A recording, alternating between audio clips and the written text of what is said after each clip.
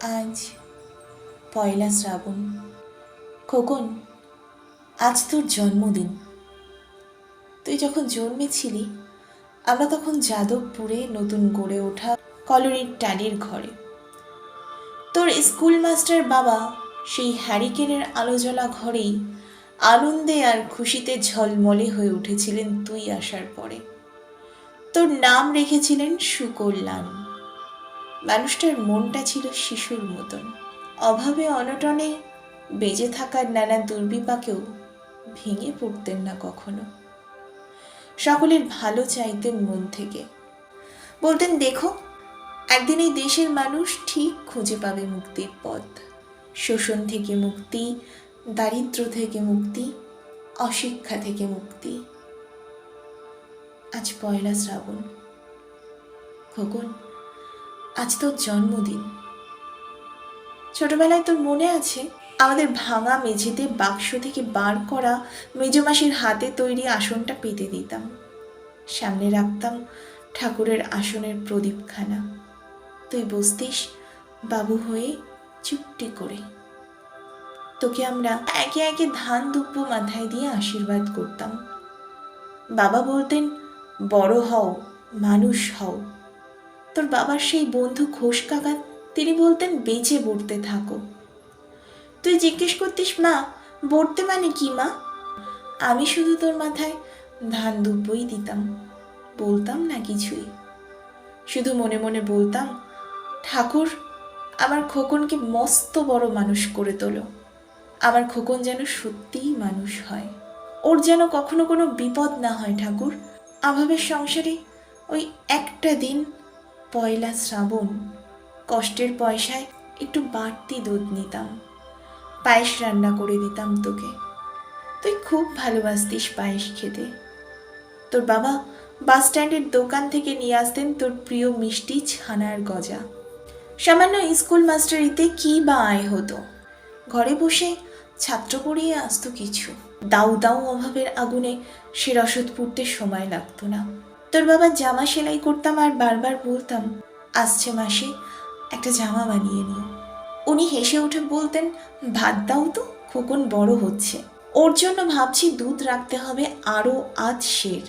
দুধের শক্তি বাড়ে, বুদ্ধি বাড়ে।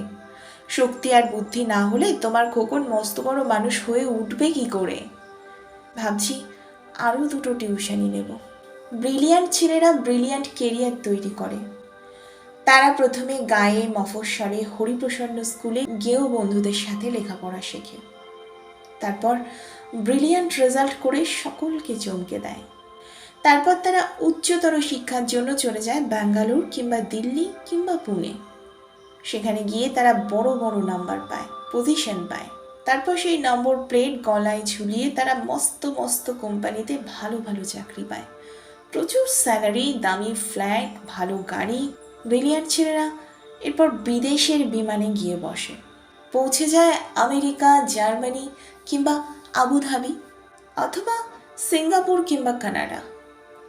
ব্রিলিয়ান্ট ছেলেদের ওই সব দেশ টপাটপ কিনে নেয়। ওই সব ব্রিলিয়ান্ট দেশ আমাদের ব্রিলিয়ান্টদের জন্য বিলাসবহুল বাড়ি, গাড়ি আর প্রচুর ডলারের ব্যবস্থা করে দেয়। সেখানে আমাদের ব্রিলিয়ান্টরা সুখে থাকে। সুখে থাকতে থাকতে ব্রিলিয়ান্ট ছেলেরা ভুলে যায় তাদের দেশ গায়ের কথা, হরিপ্রসন্ন স্কুলের কথা, গায়ের বন্ধুদের কথা ক্রমে ভুলতে থাকে। মনে রাখতে পারে না খুঁড়তুতো জ্যাঠতুতো সব অসফল ভাই বোনেদের কথা। ব্রিলিয়ান্টদের জগতে ইমোশন নেই, প্রমোশন আছে। ব্রিলিয়ান্টদের অতীত নেই, কেবল ভবিষ্যৎ, কেবল ফিউচার। ছোট চেয়ার থেকে বড় চেয়ার, নন এসি থেকে এসি। ব্রিলিয়ান্ট ছেলেরা বাবা মাকে মাঝে মধ্যে টাকা পাঠায়, অনেক টাকা। সেই টাকা হাতে পেয়ে ব্রিলিয়ান্টদের বাবার মুখে ফুটে ওঠে হাসি, মায়ের চোখ ভরে ওঠে জলে। ব্রিলিয়ান্টরা এই ন্যাস্টি ইন্ডিয়াতে আর ফিরে আসতে চায় না। এত ভিড়, এত ধুলো কাদা, এত করাপশন, এসবের মধ্যে তাদের গা ঘিন ঘিন করে।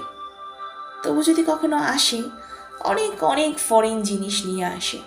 মায়ের জন্য ইতালি চাদর, বাবার জন্য ফ্রান্সের সিগারেট, সঙ্গে জাপানি লাইটার। আলো জ্বললেই যা থেকে টুং টাং করে বাজনা বেজে ওঠে। ব্রিলিয়ান্টদের ব্যাপার স্যাপারই আলাদা। ব্রিলিয়ান্টদের ব্রিলিয়ান্ট বানিয়ে তুলতে কেরানি বাবাকে যে কত দিন কর্মক্লান্ত দুপুরে টিফিনে একটা চাপা কলা কিংবা একটা শুকনো মুড়িতে পেট ভরাতে হয়েছে। কতকাল যে মা কোনো নতুন শাড়ি কেনাকে বিলাসিতা মনে করে ছেঁড়া শাড়িতে দিন কাটিয়েছেন, এসব তথ্য ব্রিলিয়ান্টদের ল্যাপটপে থাকে না। ব্রিলিয়ান্টদের ল্যাপটপে নায়াগ্রার দুরন্ত জলোচ্ছ্বাস কিংবা ভেসুভিয়াসের ছবি থাকে। এসব শ্যামল বাংলার নদী, গাছ, বর্ষার মেঘ, এসব হাবিজাবি সেখানে ইনসার্ট করা যায় না। ব্রিলিয়ান্টরা সদা ব্যস্ত, ভীষণ ব্যস্ত। তারা সঙ্গীত শোনে না, তারা গল্প বা কবিতা পড়ে সময় নষ্ট করে না, তারা আকাশ দেখে না, বৃষ্টিতে তাদের মন খারাপ হয় না। তারা কেবল কাজ করে, কেবল ব্যস্ততায় ডুবে থাকে। বৃষ্টি নেমেছে আকাশ ভেঙে, শ্রাবণ মাস। মা মৃত্যুশয্যায়, বাড়ি ভর্তি লোকজন। অসুস্থ বাবা বারান্দায় চেয়ারে বসে আছেন শূন্য চোখে। ডাক্তার জবাব দিয়ে গেছেন। গোটা বাড়িতে অদ্ভুত এক নিস্তব্ধতা। কাপা কাপা ঠোঁটে মা জিজ্ঞেস করেন, খোকন এলো? ব্রিলিয়ান্ট খোকন তখন ফ্লাইটে।